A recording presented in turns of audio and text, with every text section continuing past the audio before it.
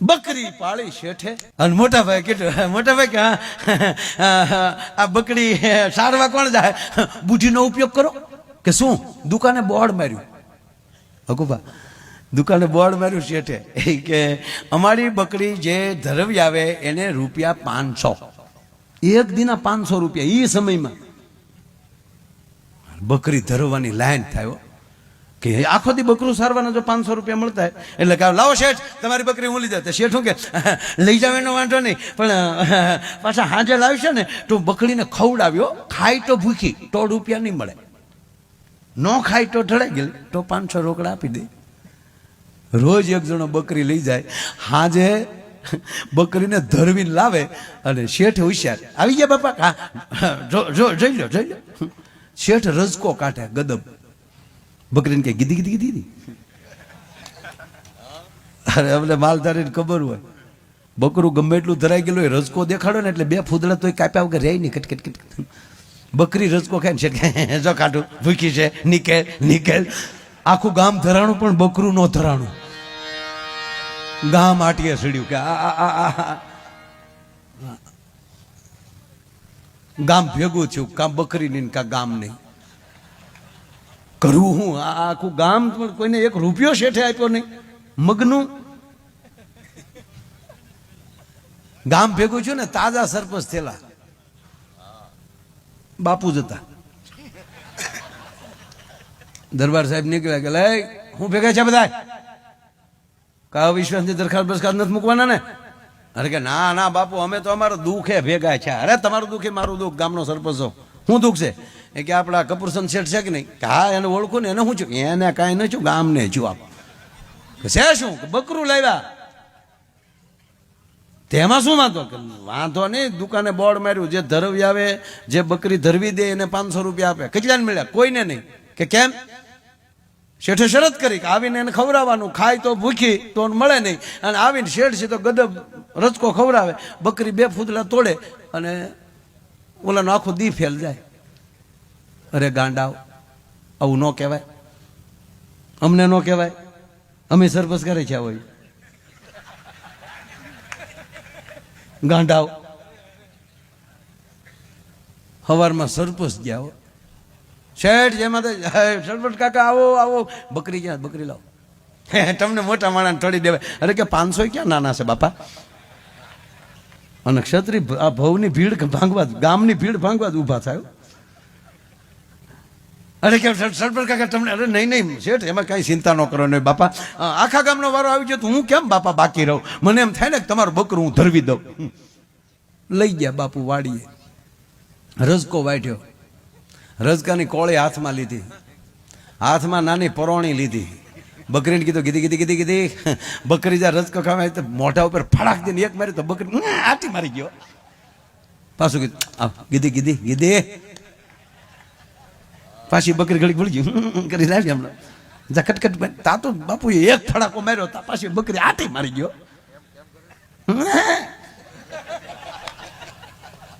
અને સીપી 7મી વાર ફડાકો બોલાવ્યો પછી તો રજકાની વાસ આવે ત્યાં બકરી.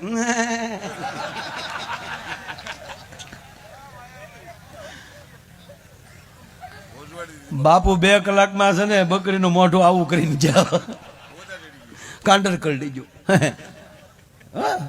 બાપુ બીડે હામાં વાણી કે બકરીને કાંડર કરડી ગયું એટલે થોડીક લોહી વાળી થઈ ગઈ. પણ લો શેઠ, પણ કે બાપુ 2 કલાકમાં? કે અમારે વાર લાગતા છે બકરું ધરવતા.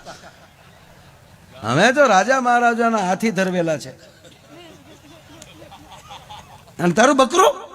કે બાપુ જોવું પડે. જોવું નહીં, 504 થાય કે પણ જોવું પડે. જોઈ લે જોઈ લે.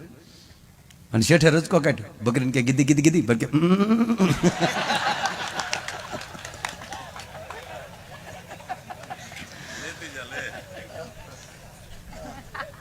શેઠને છું કે 500 જાયો.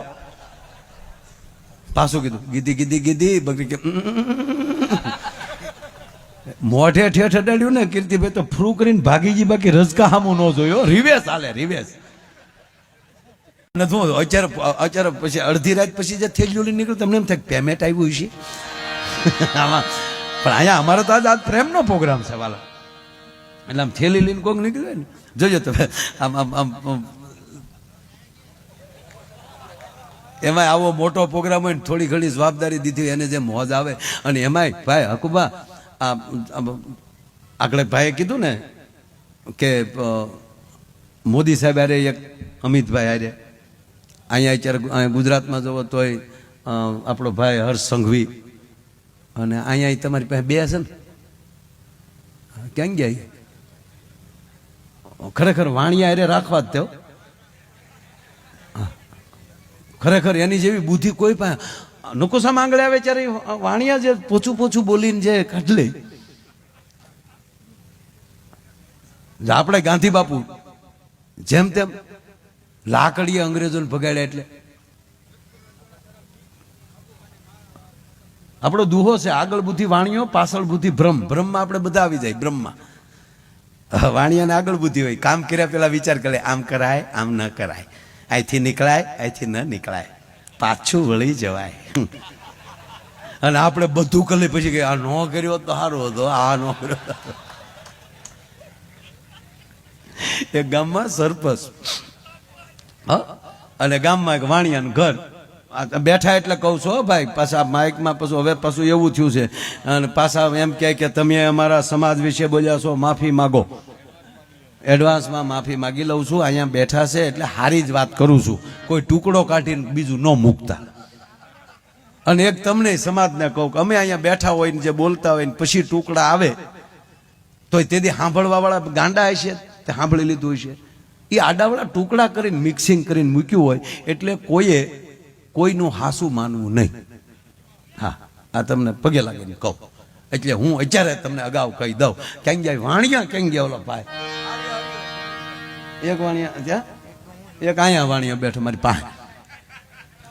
હું ખરેખર વધારે પ્રોગ્રામ તમારા કરું છું. જૈનમ જયતી સાસનમ પોચા પાલીતાણા નજીક પડે ને મારે, 1.5 કલાકમાં એ રાજી થઈ જાય, અમે રાજી થઈ જાય. ચરચ માયાભાઈ મજા આવી ગઈ, બહુ ચરચ. અને આમ જો કાંઈ ધડલન કાંઈ રઘુ ખ્યા એવો પ્રોગ્રામ જ નહીં કરવાનો. આજે કેમ આપણે ધડ ધીંગાણ એવું કાંઈ નહીં. એક જગ્યાએ મેં જે ચાલુ કર્યું દાવડા મગડા મને કે ધીરે ધીરે છોકરા ડરે છે ભાઈ, પાર્ટીના સાચિયા પીતા એ જોજો. એ કોઈ દી ભેહે ન રાખે. ભેહ કે તોય સાતીના પાટિયા બે ભે ભાર લાગે. શેઠ રે કે બકરી. એક શેઠે બકરી પાળી. શેઠે બકરી પાળી ને એટલે હવે બકરી તો લઈ આવ્યા. એટલે મોટા ભાઈ નાના ભાઈને કીધું, મોટા ભાઈ બકરી લાવે પણ સાડવા કોણ જાય? રોજ થોડું વેચાતું ઘાટ લાવવાનું હોય, સાડવા તો જવું જોઈએ. હું કે બુદ્ધિનો ઉપયોગ કરો. બકરીનું દૂધ મહાન હોય. ગાંધી બાપુ બકરીનું દૂધ ખાતા એટલે દેશને આઝાદી મળી છે. લે, ગાંધી બાપુ અરે બકરી હરખાડી. પણ એને ખબર છે ગાંધી બાપુની બકરી કઈ બોરડીને પાલો નહોતી ખાતી, કાજુ બદામને પીસતા ખાતી. એક મોટી જવાહરભાઈ લાવતા કાજુ,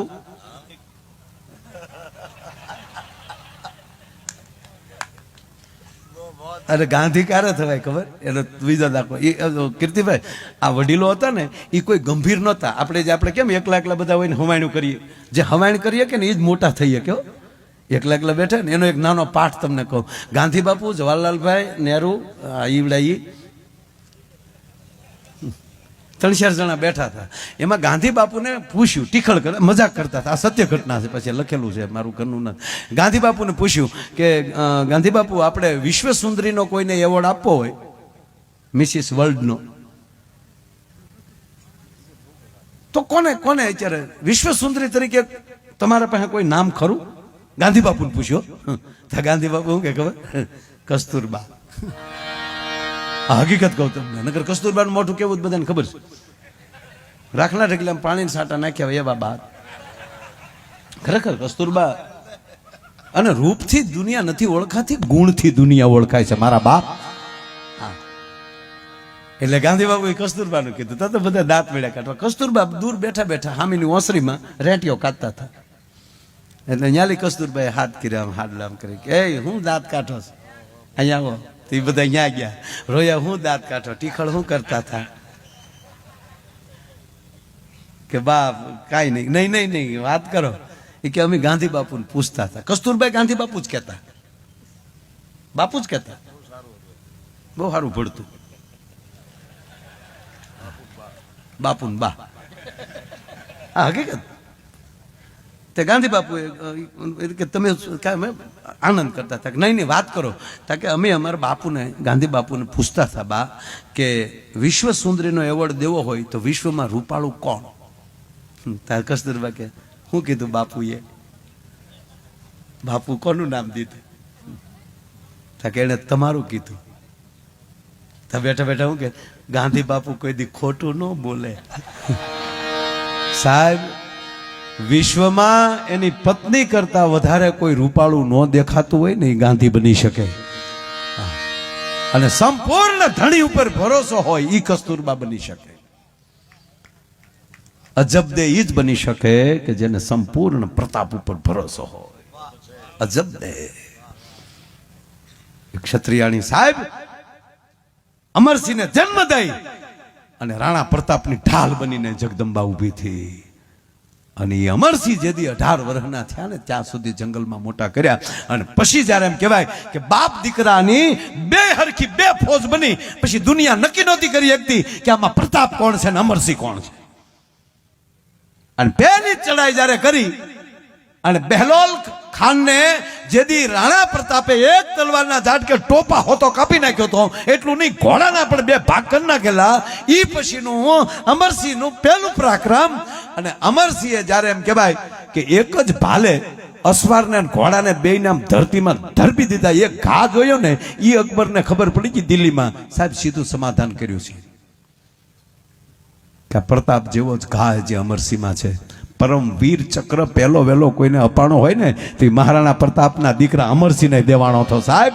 અને તેથી ચોખ્ખું લખી નાખ્યું હતું અકબરે કે અમે કોઈ દિવસ ચિત્તોડ બાવજુ નહીં જોઈએ, અને આપને જ્યારે અમારી કાંઈ સેવાની જરૂર પડે તો હુકમ કરજો. પ્રતાપની સેવામાં અકબર હાજર હશે. રૂબરૂ તો નહોતા થયા, પણ આવો પત્ર મૂકી દીધો હતો. કોઈક ઇતિહાસ વાંચજો સાહેબ. એક જ અમરસિંહના ભાલાના ઘાય કે આનો ઘાય બાપ જેવો જ છે. આ બધા ઇતિહાસો વાંચવાની જરૂર છે. પણ પાયામાં ભક્તિ, જેની માં મોટી માં મીરાબાઈ હોય. બાકી તો આ તમે અત્યારે મેં તમને કીધું ને કે અત્યારે બિલકુલ અત્યારે તલવારથી લડવાનો યુગ જ નથી ને, અત્યારે દિમાગથી લડવાનો યુગ છે. કોમ્પ્યુટર યુગ છે અત્યારે. કડે હથિયાર બાંધો કે ન બાંધો, જે બાંધતા છે એને જરૂરી હોય એને જ રાખવાનું. આ લાકડ કોઈને બાંધવાની જરૂર નથી. સમય હોય ત્યારે આપણો કાંઈ ઘા ફગશે નહીં.